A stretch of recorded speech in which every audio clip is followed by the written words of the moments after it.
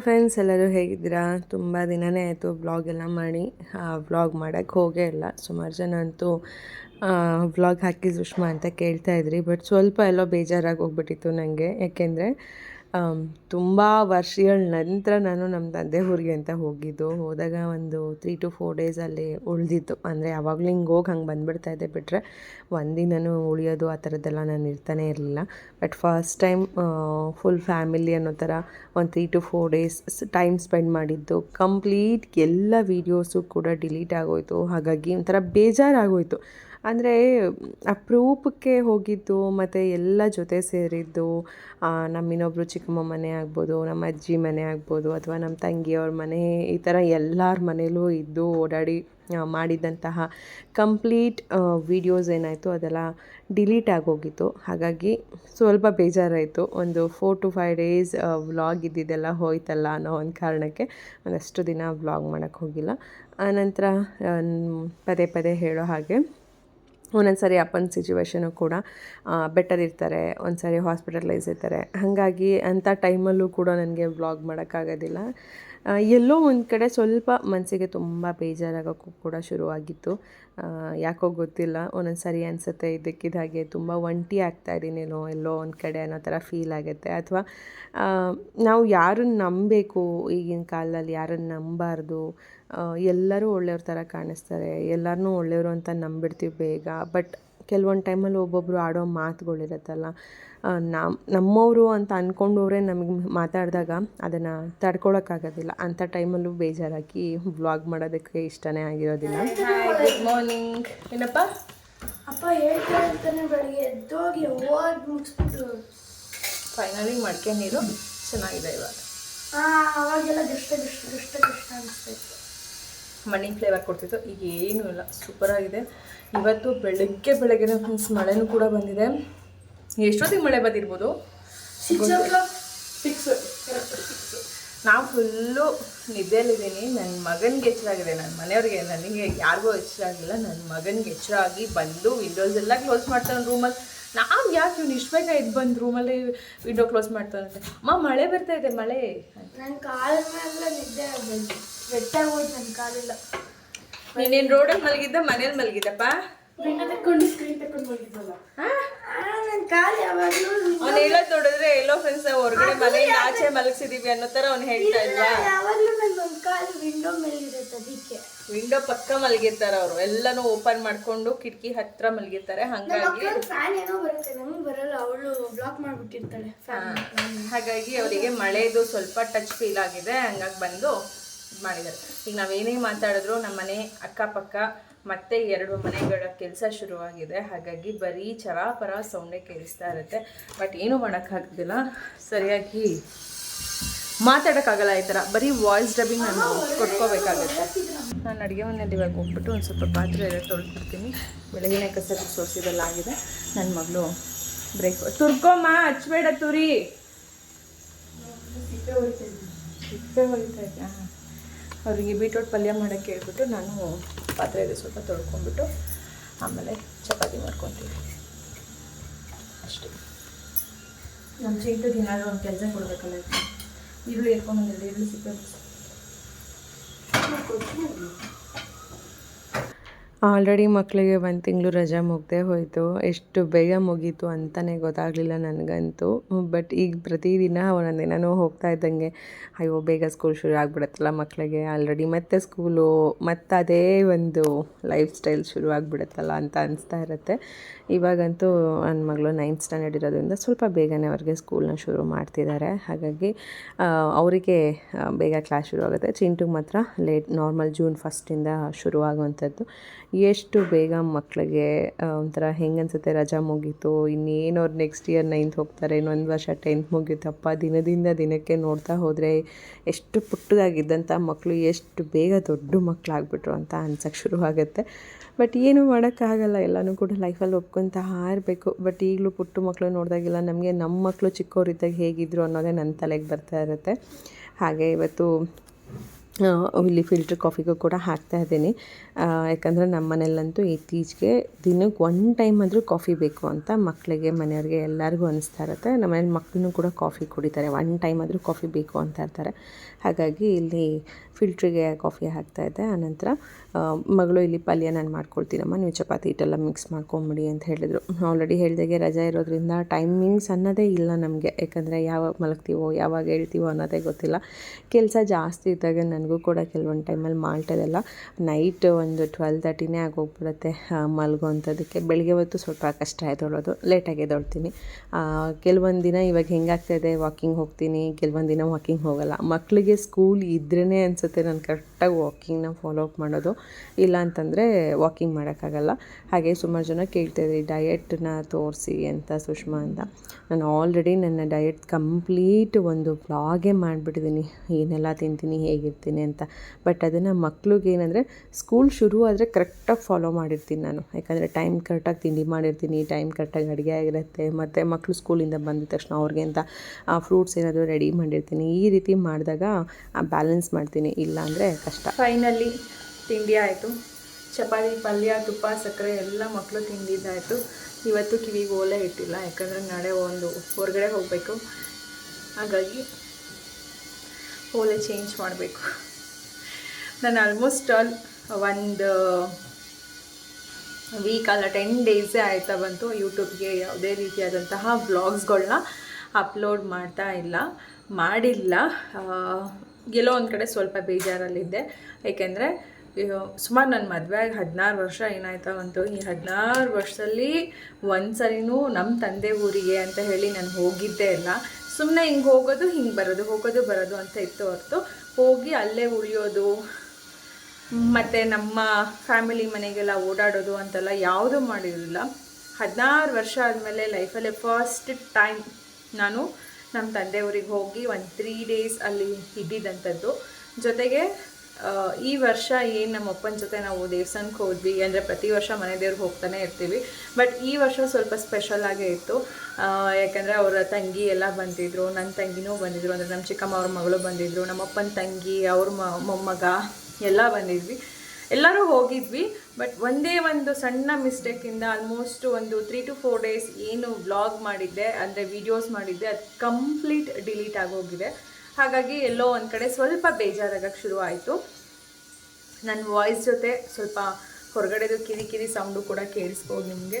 But ಏನೂ ಮಾಡೋಕ್ಕಾಗಲ್ಲ. ಅಕ್ಕಪಕ್ಕ ನಮ್ಮ ಮನೇಲಿ ಇರುವಂಥ ಡಿಸ್ಟರ್ಬೆನ್ಸ್ ಇವೆಲ್ಲನೂ ಕೂಡ ಎಲ್ಲೋ ಒಂದು ಕಡೆ ಸ್ವಲ್ಪ ನನಗೆ ಬೇಜಾರಾಗಕ್ಕೆ ಶುರು ಆಯಿತು. ಅದರಿಂದ ಒಂದು ಸಣ್ಣ ಮಿಸ್ಟೇಕ್, ಏನೇನಿಲ್ಲ. ಯಾಕಂದರೆ ನಾನು ಯಾವುದೇ ಕ್ಯಾಮ್ರಾ ಎಲ್ಲ ಏನೂ ಬಳಸಲ್ಲ ವ್ಲಾಗ್ ಮಾಡೋದಕ್ಕೆ. ನಾನು ಮೊಬೈಲ್ ಫೋನ್ನೇ ಯೂಸ್ ಮಾಡೋದು. ಆಲ್ರೆಡಿ 2 ಫೋನ್ ಇದೆ. ತುಂಬ ಇಂಪಾರ್ಟೆಂಟ್ ಅನಿಸೋ ಅಂಥದ್ದು ಅಂದರೆ ಈಗ ನಮ್ಮ ಅಪ್ಪನ ಜೊತೆ ನಾನು ಏನು ಟೈಮ್ ಸ್ಪೆಂಡ್ ಮಾಡ್ತೀನಿ ಅದು ತುಂಬ ಇಂಪಾರ್ಟೆಂಟ್. ಅದನ್ನು ಮಾತ್ರ ಸಪ್ರೇಟ್ ನನ್ನ ಒಂದು ಬೇರೆ ಫೋನಲ್ಲಿ ಕ್ಯಾಪ್ಚರ್ ಮಾಡ್ಕೊಳ್ತೀನಿ. ಇನ್ನು ಉಳಿದಿದ್ದು ಡೈಲಿ ಲೈಫ್ ಸ್ಟೈಲ್ ಆಗ್ಬೋದು, ಅಥವಾ ನಾನು ಡೈಲಿ ಎಲ್ಲೇ ಹೋದರೂ ಏನೇ ಮಾಡಿದ್ರು ವೀಡಿಯೋ ಮಾಡೋದಕ್ಕೆ ಸಪ್ರೇಟ್ ಇರುತ್ತೆ. ದೇವಸ್ಥಾನಕ್ಕೆ ಹೋಗೋ ದಿನದಿಂದ ಹಿಡಿದು ಫ್ರೈಡೇಯಿಂದ ಮಂಡೇವರೆಗೂ ಮಾಡಿದ್ದು ಎಲ್ಲ ವೀಡಿಯೋಸ್ ಕಂಪ್ಲೀಟ್ ಡಿಲೀಟ್ ಆಗೋಗಿದೆ. ಒಂದೇ ಒಂದು ಸಣ್ಣ ತಪ್ಪು ನನ್ನ ಮಗ ಮಾಡಿದ್ರಿಂದ. ಅಂದರೆ ಅದೇನಪ್ಪ ಅಂದರೆ ಸ್ಟೋರೇಜ್ ಫುಲ್ಲಾಗಿತ್ತು. ನನ್ನ ಮಗ ಏನೋ ಗೂಗಲಲ್ಲಿ ಸರ್ಚ್ ಮಾಡ್ತಾ ಇರ್ತಾರೆ, ಅವ್ರಿಗೆ ಏನೋ ಬೇಕಾಗಿದ್ದು ಸ್ಕ್ರೀನ್ಶಾಟ್ ತೊಗೋಬೇಕಾಗತ್ತೆ. ಹಾಗಾಗಿ ಅವನು ತೊಗೊಳಕ್ಕೆ ಹೋದಾಗ ಅದು ಸ್ಟೋರೇಜ್ ಫುಲ್ಲಾಗಿ ಕ್ಲೀನಪ್ ಕೇಳಿದೆ. ಬಟ್ ಅದು ನನ್ನ ಮಗನ ಒಂದು ಮಾತು ನನ್ನನ್ನು ಕೇಳಬೇಕಾಗಿತ್ತು. ನಾನೇನು ಮಾಡ್ತೀನಿ, ಆಲ್ಮೋಸ್ಟ್ ಆಲ್ ವೀಡಿಯೋಸ್ ಎಲ್ಲ ಮೊಬೈಲಲ್ಲಿ ವೀಡಿಯೋ ಮಾಡ್ತೀನಿ, ಎಡಿಟಿಂಗ್ ಬಂದು ಟ್ಯಾಬಲ್ಲಿ ಮಾಡ್ಕೊಳ್ತೀನಿ. ಯಾಕಂದರೆ ನೀಟಾಗಿ ಬಿಗ್ ಸ್ಕ್ರೀನ್ ಚೆನ್ನಾಗಿ ಕಾಣಿಸುತ್ತೆ ಅನ್ನೋ ಒಂದು ಕಾರಣಕ್ಕೆ. ನಾನು ಊರಿಂದ ಬಂದಮೇಲೆ ಸ್ವಲ್ಪ ಬ್ಯುಸಿ ಆದೆ, ಅಪ್ಪನಿಗೆ ಸ್ವಲ್ಪ ಹುಷಾರಿರಲಿಲ್ಲ. ಹಾಗಾಗಿ ಯಾವುದೇ ವೀಡಿಯೋಸ್ ನಾನು ಏನು ಫೋನಲ್ಲಿ ಕ್ಯಾಪ್ಚರ್ ಮಾಡಿದ್ದೆ ಅದನ್ನು ಯಾವುದೂ ಕೂಡ ನನ್ನ ಟ್ಯಾಬ್ಗೆ ಶೇರ್ ಮಾಡಿರಲಿಲ್ಲ. ಊರಿಂದ ಬಂದಿದ್ದೆ ನಾವು ಗಡಿಬಿಡಿಯಿಂದ ಬಂದಿದ್ದು. ಬಂದಮೇಲೆ ಫುಲ್ ಟೆನ್ಷನಲ್ಲೇ ಇತ್ತು. ಫುಲ್ ಡೇ ಅಲ್ಲ, ಆಲ್ಮೋಸ್ಟ್ 1 ವೀಕ್ ಬರೀ ಟೆನ್ಷನಲ್ಲೇ ನಮ್ಮ ಡೇಸ್ ಹೊಟ್ಟೋಯ್ತು.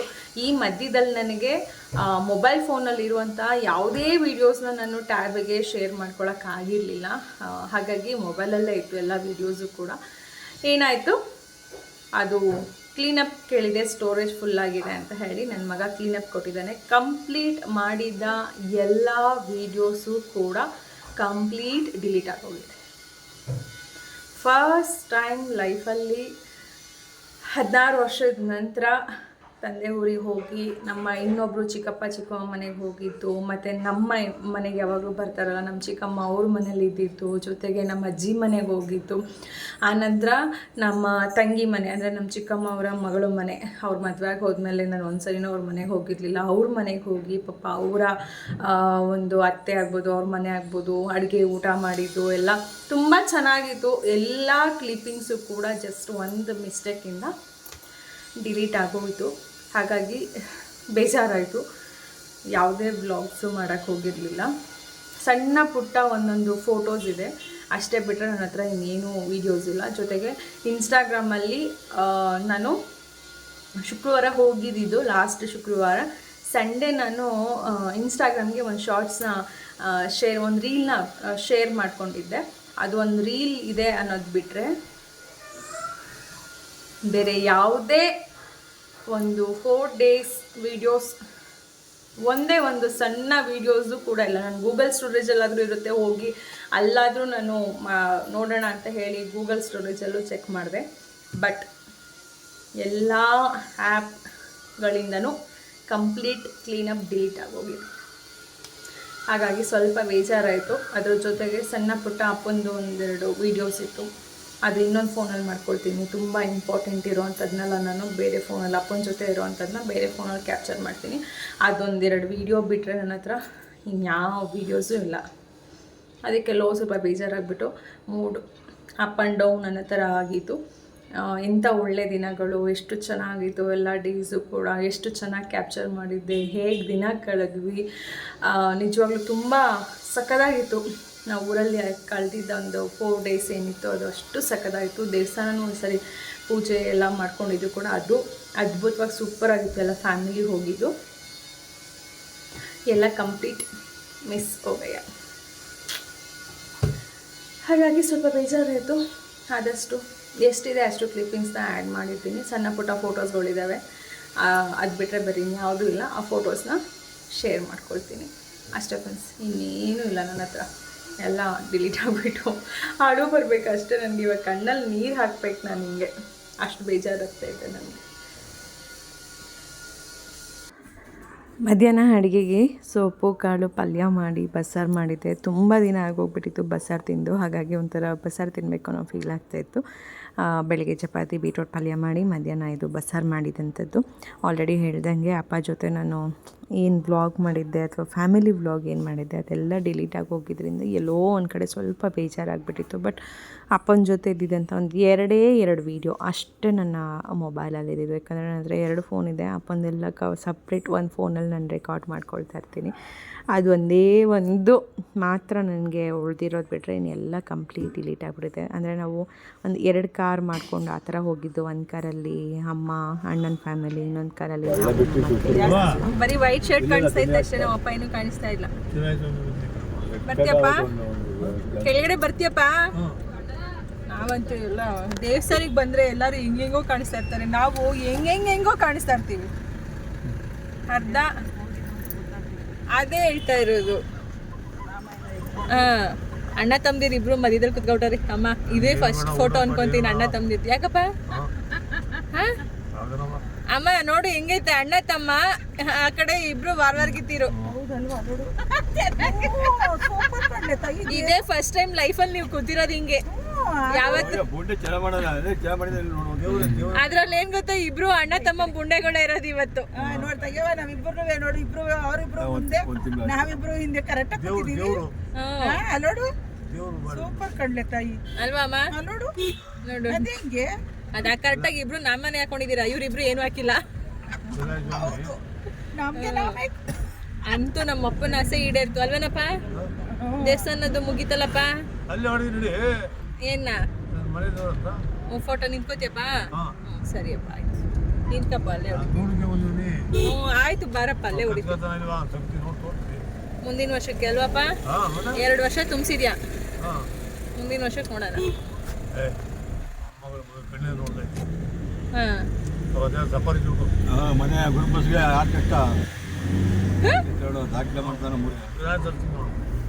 ಸರಿಯಪ್ಪ, ಏನೋ ನಿಮ್ಮ ಆಶೀರ್ವಾದ. ಅಣ್ಣ ತಮ್ಮದಿರು ಏನೇನ್ ಮಾಡ್ತೀರೋ ಮಾಡ್ರಿ, ಬರ್ಸರಿ.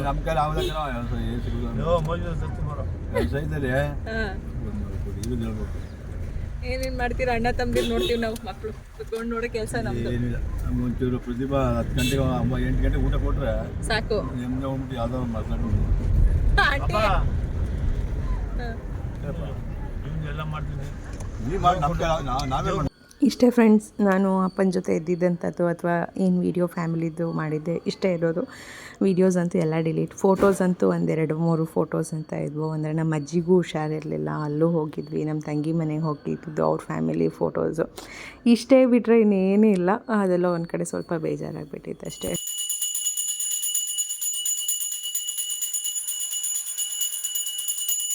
ಓಕೆ ಫ್ರೆಂಡ್ಸ್, ಈಗ ಆಯಿತು. ನಿನ್ನೆಯಿಂದ ವ್ಲಾಗ್ನ ಶುರು ಮಾಡಿದ್ದು, ಬಟ್ ಇವತ್ತು ವ್ಲಾಗ್ ಮೇ ಬಿ ಎಂಡ್ ಮಾಡ್ತೀನಿ.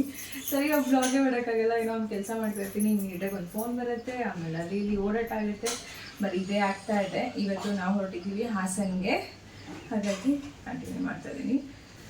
ಫ್ಯಾಮಿಲಿ, ನಾವು ನನ್ನ ಮಕ್ಕಳನ್ನ ಮಾಡಿ 4 ಜನ ಹೊರಟಿದ್ದೀವಿ. ತಿಂಡಿ ಎಲ್ಲ ಏನೂ ತಿಂದಿಲ್ಲ ಇನ್ನು. ಪೂಜೆ ಇರೋದ್ರಿಂದ ಸ್ಯಾರಿ ಹಾಕಿದ್ದೀನಿ. ಇದೊಂದು ಕಾಟನ್ ಸಿಲ್ಕ್, ನನಗಂತೂ ಸೀರೆ ತುಂಬ ಇಷ್ಟ. ಚಿಂಟು ಅದಾಗಲೇ ಓದ್ತಿದ್ದು ನಾನೇನು ಮಾಡಲಿ? ಕಾಟನ್ ಸಿಲ್ಕ್ ಇದು, ನನಗಂತೂ ಇದು ತುಂಬ ಅಂದರೆ ತುಂಬ ಇಷ್ಟ ಈ ಸೀರೆ. ಯಾಕಂದರೆ ತುಂಬ ಲೈಟ್ ವೆಯ್ಟು, ಜೊತೆಗೆ ನೋಡೋದಕ್ಕೂ ಅಷ್ಟೇ ಒಂದೊಳ್ಳೆ ಲುಕ್, ಸಿಂಪಲ್, ಒಂಥರ ಚೆನ್ನಾಗಿ ಲುಕ್ ಕೊಡುತ್ತೆ. ಮತ್ತು ಇದರಲ್ಲಿ ಇರೋಷ್ಟು ಅಷ್ಟೇ ಜರಿ, ಇದರ ಶೈನಿಂಗ್ ಜರಿ ಇದೆ ಇದರಲ್ಲಿ ಅಲ್ಲಲ್ಲಿ. ಫುಲ್ ಸ್ಯಾರಿ ಪೂರ್ತಿ ನಾನು ಏನು ಹಾಕಿದ್ದೀನಿ ಹೀಗಿದೆ, ಬಾರ್ಡರ್ ಲೆಸ್ಸು. ಇದಕ್ಕೆ ಬ್ಲೌಸ್ ಮಾತ್ರ ಒಂದು ಬಲೂನ್ ಬ್ಲೌಸ್ ಟೈಪಲ್ಲಿ ಹೊಲಿಸಿದ್ದೆ. ಒಂಚೂರು ಯಾಕೋ ಸುಕ್ಕಾಗಿದೆ, ಈಗ ನೋಡ್ಕೊಳ್ತಾ ಇದ್ದೀನಿ. ಚೆನ್ನಾಗಿದೆ, ಕಂಫರ್ಟಬಲ್ ಆಗಿರುತ್ತೆ, ಗಾಳಿ ಆಡುತ್ತೆ ಎಲ್ಲ ಕಡೆಗೂ. ಯಾಕಂದರೆ ಬ್ಲೌಸಿಗೆ ಲೈನಿಂಗ್ ಇಲ್ಲ, ಹಾಗೆ ಸ್ಟಿಚ್ ಆಗಿರೋದು ಇದು. ಸಾರಿ, ಬ್ಲೌಸಿಗಲ್ಲ, ಸ್ಲೀವ್ಸಿಗೆ. ಈ ಪಾರ್ಟಿಗೆ ಮಾತ್ರ ವಿತ್ ಲೈನಿಂಗ್ ಕೊಟ್ಟಿದ್ದಾರೆ, ಲೈನಿಂಗ್ ಕೊಡಿಸಿದ್ದೀನಿ.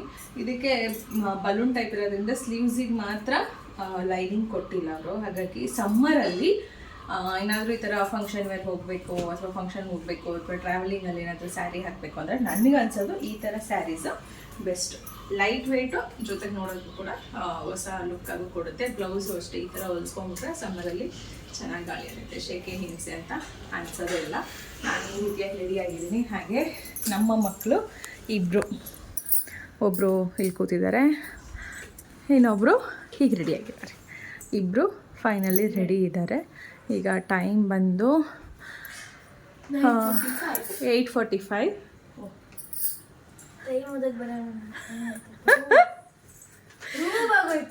ಖರಾಬ್ ಆಗೈತೆ.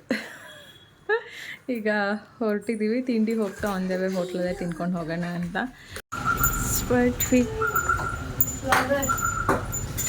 ನೆನ್ನೆ ನೋಡಿದಾಗ ಎಷ್ಟು ಚಿಕ್ಕದಾಗಿತ್ತು. ನೆನ್ನೆ ತಾನೇ ನೋಡಿದ್ವಿ ತಾನೇ. ಮೇ ಫ್ಲವರ್ ಫೈನಲಿ ಹರಳ್ತಾ ಇದೆ. ಅಲ್ಲೊಂದಿದೆ, ಬಟ್ ಇಲ್ಲೊಂದಿದೆ. ಲಾಸ್ಟ್ ಇಯರ್ ನಂಗೆ ಒಬ್ಬರು ಗಿಡ್ಡೆದು ಒಂದು ಫೋಟೋ ಹಾಕಿದ್ದೆ, ಅಂದರೆ ನಾನು ವೀಡಿಯೋದಲ್ಲಿ ಶೇರ್ ಮಾಡಿದ್ದೆ. ಯಾವ ಗಿಡ ಏನು ಅಂತ ಗೊತ್ತಿಲ್ಲ ನನಗೆ, ಬರೀ ಎಲೆ ಮಾತ್ರ ಇದೆ ಅಂತ. ಬಟ್ ಅವಾಗ ಒಬ್ಬರು ನನಗೆ ಒಂದು ಗೆಡ್ಡೆನ ನೋಡಿ ಹೇಳಿದರು, ಇದು ಮೇ ಫ್ಲವರ್, ಮೇ ಮಂತಲ್ಲಿ ಮಾತ್ರ ಹರಡುತ್ತೆ ಅಂತ. ಫೈನಲಿ ಅದು ಮೇ ತಿಂಗಳಲ್ಲಿ ಎಷ್ಟು ಚೆನ್ನಾಗಿ ಹರಡಿದೆ ಅಂದರೆ ಸಕ್ಕತ್ತಾಗಿ ಬಂದಿದೆ ಹೂವು ಮಾತ್ರ. ನೆಕ್ಸ್ಟು ನಾನು ತೋರಿಸ್ತೀನಿ. ಹಾಗೆ ನಮಗೆ ಗೊತ್ತಿರಲಿಲ್ಲ ಗೊರಗುಂಟೆಪಾಳ್ಯದ ಹತ್ರ ಏನು ಒಂದು ರೋಡನ್ನು ರೆಡಿ ಮಾಡ್ಸೋಕ್ಕೋಸ್ಕರ ಅದನ್ನು ಕ್ಲೋಸ್ ಮಾಡಿದ್ದಾರೆ, ಹೈವೇನ ಅಂತ ಹೇಳಿ ಗೊತ್ತಿರಲಿಲ್ಲ. ಹೋಗ್ಬಿಟ್ಟಿದ್ವಿ. 5ನೇ ತಾರೀಕಿಂದನೂ ಕಂಪ್ಲೀಟ್ ಸ್ಟಾಪ್ ಮಾಡಿದರು. ಹೋದರೆ ನೋಡಿದ್ರೆ ಇಲ್ಲಿ ಕಂಪ್ಲೀಟ್ ಟ್ರಾಫಿಕ್ ಜಾಮ್. ಯಾಕಾದರೂ ಬಂದ್ವು ಅಂತ ಅನ್ಸೋಕ್ಕೆ ಶುರುವಾಗಿತ್ತು. ಯಾಕಂದರೆ ಪೇಪರಲ್ಲಿ ಕೊಟ್ಟಿದ್ರು, ಓದಿದ್ವಿ. ನಾವು 6ನೇ ತಾರೀಕಿಂದ ಅಂದ್ಕೊಂಡ್ವಿ, ಬಟ್ ಅವ್ರು 5ನೇ ತಾರೀಕಿಂದನೇ ರೋಡನ್ನ ಕ್ಲೋಸ್ ಮಾಡಿಬಿಟ್ಟಿದ್ರು. ಜೊತೆಗೆ ನ್ಯೂಸ್ ಚಾನಲ್ಸ್ ಎಲ್ಲರೂ ಕೂಡ ಫುಲ್ಲು ಬಂದು ಅಲ್ಲಿ ಇಂಟರ್ವ್ಯೂ ತೊಗೋತಾಯಿದ್ರು ಪ್ರತಿಯೊಬ್ಬರದ್ದು, ಟ್ರಾಫಿಕಲ್ಲಿ ನಿಂತಿರೋರನ್ನ ನೋಡಿ. ನಾವಂತೂ ಇನ್ನು ಈ ರೋಡಲ್ಲಿ ಹೋದರೆ ಈ ಕಾಲಕ್ಕೆ ಹೋಗಲ್ಲ, ಸವಾಸ ಬೇಡ ಅಂತ ಹೇಳಿ ರಿವರ್ಸ್ ತೊಗೊಂಡು ಮಾಗಡಿ ರೋಡಿಂದ ಸುತ್ತಾಡಿಕೊಂಡು ಹೊರಟ್ವಿ. ನಾನು ಕೇಳ್ತೇವೆ, ನಾನು ಫೋನೇ ಮಾಡಿಲ್ವಲ್ಲ, ಮಾಡಿ ನೋಡ್ತೀನಿ. ಚೆನ್ನಾಗಿತ್ತು, ಕೇಸರಿ ಬಾತ್ ಚೆನ್ನಾಗಿ ಮಾಡೋರೆ, ಟೇಸ್ಟ್ ಚೆನ್ನಾಗಿದೆ ಅಲ್ಲ ಮಗಳು. ಹೊಸ ಹೋಟ್ಲು. ಏನು ತೊಗೊಂಬರಕ್ಕೆ ಹೇಳಿದ್ರಿ? ಕೇಸರಿ ಬಾತ್ ಚೆನ್ನಾಗಿತ್ತು.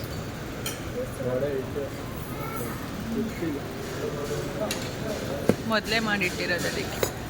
ನಾನಂತೂ ಯಾವಾಗಲೂ ಹೇಳ್ತಾ ಇರ್ತೀನಿ, ಯಾವುದೇ ಹೊಸ ಹೋಟ್ಲು ಓಪನ್ ಆಗಿದೆ ಅಂದರೆ ನಾವು ಅಲ್ಲಿ ಕಂಪಲ್ಸರಿ ಫಸ್ಟು ಹೋಗೋದಕ್ಕೆ ಇಷ್ಟಪಡ್ತೀವಿ, ಟೇಸ್ಟ್ ಹೇಗಿದೆ ಅಂತ. ನೀವೇ ನೋಡ್ಬೋದು ನಮ್ಮ ದೋಸೆಗಳು ನೋಡಿದ್ರೆ ಯಾವ ಥರ ಇದೆ ಟೇಸ್ಟು ಅಂತ. ಬಟ್ ಮಸಾಲೆ ದೋಸೆ ಓಕೆ ಅಂತಿದ್ರು, ಆನಿಯನ್ ದೋಸೆನೂ ಓಕೆ ಇತ್ತು, ರವೆ ದೋಸೆ ಮಕ್ಳದು ಇದು ಓಕೆ ಇತ್ತು. ಬಟ್ ನನಗೆ ಕೊಟ್ಟಿದ್ದು ಸೆಟ್ ದೋಸೆ ಗ್ರ್ಯಾಂಡ್ ಹೇಳೋಕ್ಕಾಗಲ್ಲ. ವೆಜ್ ಬಾರೋ ನೆಳ್ಗಾಕಿ ಗ್ಲಾಸು ಬಿಸಿಲು ಬಂದು ಸುಟ್ಟೇ ಬಿಟ್ಟೈತೆ. ಹೇಗಿತ್ತು ಉಡುಪಿ ಗ್ರ್ಯಾಂಡ್ ಚಿಂಟು? ಚೆನ್ನಾಗಿತ್ತು ಅಂತಾನೆ ಹೇಳ್ಬೇಕು ಅವನು. ಒಂದು ಮಾತ್ರ ಚೆನ್ನಾಗಿತ್ತು. ಇವಂದು ಮಾತ್ರ ಚೆನ್ನಾಗಿತ್ತು ಅಷ್ಟೇ, ನಮ್ದೆಲ್ಲ ಹಾಳಾಗೋಗಿತ್ತಪ್ಪ. ಫಸ್ಟ್ ನಂದು, ಸೆಕೆಂಡ್ ಅಕ್ಕಂದು ಓಕೆ ಆಗಿತ್ತು. ಅಪ್ಪಂದು ನಾಟ್ಸ್ಗಿಂತ ನನ್ನ ಚೆನ್ನಾಗಿತ್ತು ಹೇಳ್ಬೇಕಂದ್ರೆ. ನಂದಂತೂ ಓಬೇಸ್ ಸೆಟ್ ದೋಸೆ ಅಂತಾನೆ ಇಲ್ಲ, ನನ್ನ ಮನೇಲೇ ಸಕ್ಕತ್ತಾಗಿ ದೋಸೆ ಮಾಡ್ತೀನಿ, ನಾರ್ಮಲ್ ದೋಸೆ ಮಾಡಿದ್ದು. ಬಟ್ ಹೊಸ್ದಾಗಿ ಓಪನ್ ಆಗಿದೆಯಲ್ಲ, ಇನ್ನೂ ಜನ ಎಲ್ಲ ಬರಬೇಕು ಹೋಗ್ಬೇಕು, ಅವರ ಟೇಸ್ಟ್ ಹೇಳಬೇಕು. ಅದು ಹೇಳೋದು ಮಾಡೋದು ನೆಕ್ಸ್ಟ್ ಎಂಟ್ರಿ. ಬಟ್ ದೋಸೆ ಥರನೇ ಇರಲಿಲ್ಲ ಅಷ್ಟೇ. ಸೆಟ್ ದೋಸೆ ಅನ್ನೋದು ಆ ಒಂದು ಸ್ಪಾಂಜ್ ದೋಸೆ ಸ್ಥಾನಕ್ಕೆ ಚಪಾತಿ ಅಷ್ಟೊಂದು ನೀರುಗಳಿತ್ತಲ್ಲ, ನೀರು ಪಟ್ಕೊಳ್ಳಿ ಇದಾವಲ್ಲ, ಕೊಟ್ರೆ ನೀರು ಗ್ಲಾಸಿಗೆ ಸ್ವಲ್ಪ ಹಾಕ್ತೀನಿ. ಆ ಥರ ನೀರು ಬಾಟ್ಲ್ ಎಲ್ಲಿದ್ದಾವೆ ಕೊಡವ ಅದನ್ನೇ ಅಲ್ಲಿ ತೊಗೊಂಡ್ರಾಯ್ತು. ಸ್ಪಾಂಜ್ ಆಗಿರ್ಬೇಕು ದೋಸೆ. ಮದ್ವೆಗೆ ಹೋಗ್ತಾವ ಕಣೋ ಕಾರು, ಓಪನ್ ಮಾಡೋ. ಮದ್ವೆಗೆ ಹೋಗ್ತಾವ ಕಣೋ ಕಾರುಗಳೆಲ್ಲ. ಮಗನು ಮದ್ವೆಗೆ ಹೋಗ್ತಾ ಇರೋ ಕಾರುಗಳಿಗೆ ಏನು ಹೇಳೋಣ ನಾವು. ಯಾರ ಕಾರ್ ಮೇಲೂ ಬರ್ತಾ ಇಲ್ಲ. ನಮ್ಮ ಕ್ಲಾಸ್ ಮೇಲೆ ಬರ್ತಾ ಇಲ್ಲ, ನಮ್ಮ ಕ್ಲಾಸಲ್ಲಿ ಇದೆ ಏನೇನೋ ಇದಾವೆ ಇಲ್ಲ.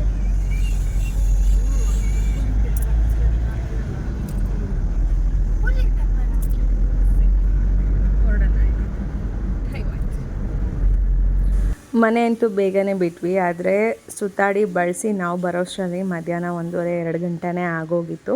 ಅಂದರೆ ಇನ್ನೂ ಇಲ್ಲೂ ಪೂಜೆ ಏನಾಗಿರಲಿಲ್ಲ, ಇವಾಗ ಪೂಜೆ ಮಾಡ್ತಾಯಿದ್ರು. 2 ದೇವರನ್ನ ಕರೆಸಿದ್ರು. ಇವರು ಬಂದು ನಮ್ಮ ಮನೆಯವರ ದೊಡ್ಡಮ್ಮವರ ಮಗಳು ಅವರು, ಅಂದರೆ ನಮ್ಮ ಮನೆಯವರ ಅಮ್ಮ ಏನಿದ್ದಾರೆ ನಮ್ಮ ಅತ್ತೆಯವರ ಅಕ್ಕನ ಮನೆಗೆ ನಾವು ಬಂದಿರೋವಂಥದ್ದು.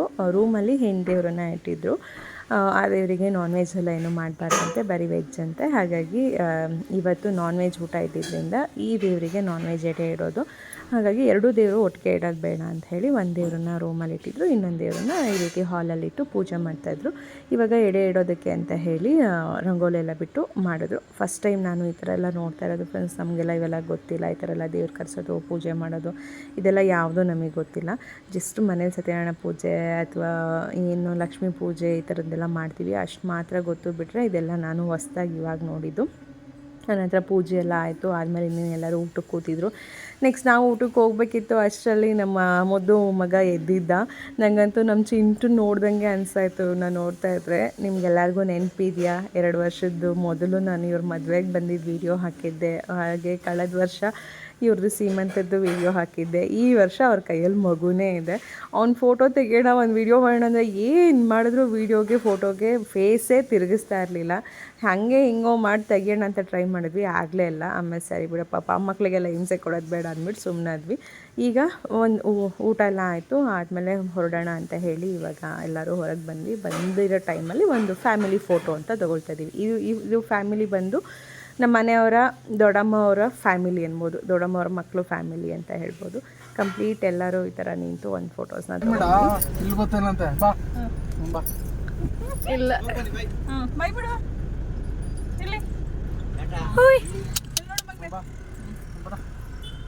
ಬಾರ ಇಲ್ಲಿ ಗಾಡಿ ಓಡಿಸಿ ಕೊಡ್ತೀನಿ. ಬರ ಇಲ್ಲಿ ಬರ ಮುಂದೆ ಕೂತ ಬೆಲ್ಟ್ ಹಾಕಿಸ್ತಾರೆ ಅವ್ರಪ್ಪ ಮುಂದ್ಗಡೆ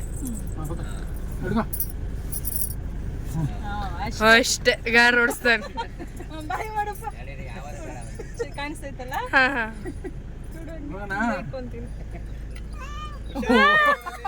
ಬಾಯ್ ಹೋಗಿದ ಮಗ್ನೆ ನಾವು. ಬಾಯ್ ಮಾಡ್ಬಿಡು. ಬಾಯ್ ಬಾಯ್ ಬಾಯ್ ಬಾಯ್ ಬಾಯ್ ಮಾಡಿ ತಾತಂಗೆ ಬಾಯ್ ಮಾಡಲ್ಲಿ. ತಾತಂಗೆ ಬಾಯ್ ಮಾಡು. ಎಲ್ಲರಿಗೂ ಬಾಯ್. ಖುಷಿಯಾಗವನೆ.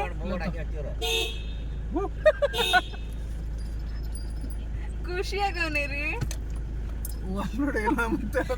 ಏನೋ ಹುಡುಕ್ತಾವನೆ. ಓನ ಮಗ್ನೆ ಒಂದ್ ರೌಂಡ್ ಹಿಂಗೋಗ್ಬಿಟ್ಟು ಹಿಂಗೋ ನಡೀರಿ. ನಡೀಲಿ ಬತ್ತಾನೆ ಅನ್ಸುತ್ತೆ, ಕರ್ಕೊಂಡು ಹೋಗೋಣ ಒಂದು ರೌಂಡು.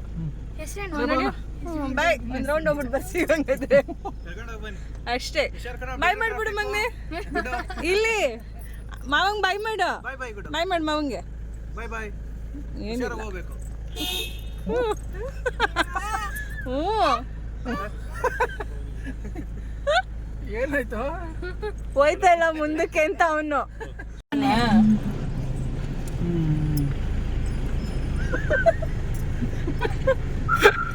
ಓನ ಮಗ್ನೆ ಖುಷಿ ನೋಡಿ ಫುಲ್ ಎಂಜಾಯ್ ಮಾಡ್ತಾವ ಅವನು.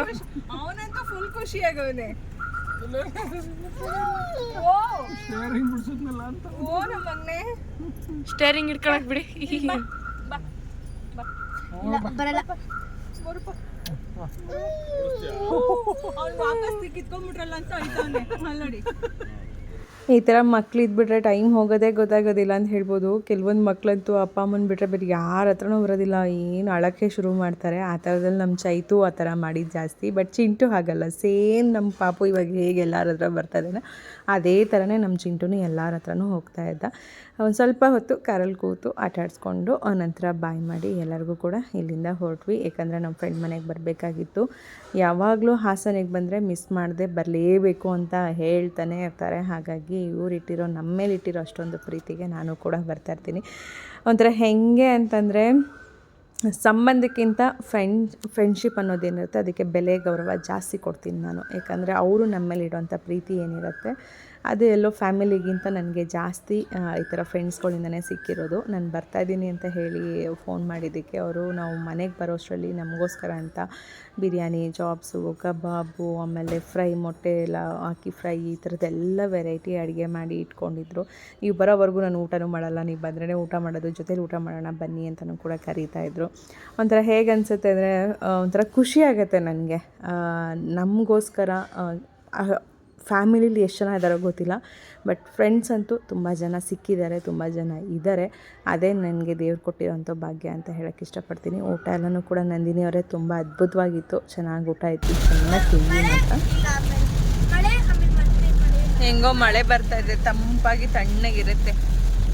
ನಿಧಾನಕ್ಕೆ ಹೋಗ್ಬೇಕಷ್ಟೇ ನಾವು. ಅನ್ಕೊಂಡಿರ್ಲಿಲ್ಲ ಹೋಗುತ್ತಾ, ರೋಡೇ ಕಾಣಿಸ್ತಾ ಇಲ್ಲ. ಚಿಂಟು ಸುಮ್ಮನಿರೋ.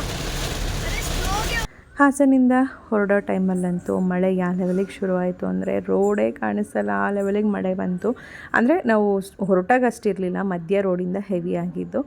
ಹೀಗಿತ್ತು ನಮ್ಮ ಒಂದು 2 days ಬ್ಲಾಗ್ ಅಂತ ಹೇಳೋಕ್ಕೆ ಇಷ್ಟಪಡ್ತೀನಿ. ಮತ್ತೆ ಸಿಗೋಣ ಇನ್ನೊಂದು ಬ್ಲಾಗಲ್ಲಿ ಅಂತ ಹೇಳ್ತಾ bye friends. Thank you so much for watching. Bye bye.